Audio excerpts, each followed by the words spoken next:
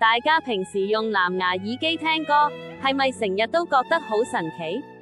明明電話放喺袋入面，或者隔咗道牆，啲聲都仲係咁清晰流暢。究竟藍牙信號有咩魔法，可以穿透咁多嘢都仲連接到呢？呢個絕對係我哋生活入面一個科技疑問。其實，藍牙主要靠一種叫做無線電波嘅嘢傳輸信號。佢同光一樣，都係屬於電磁波家族。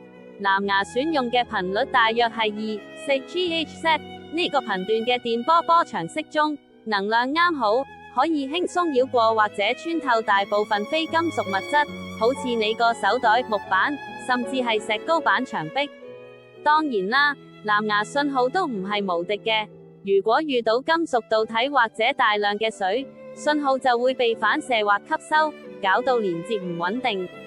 但正正因為佢呢種穿透非金屬嘅特性，加上短距離低功耗優點，先令藍牙成為我哋日常無處不在方便嘅無線連接技術。下次再為大家揭秘更多科技小知識。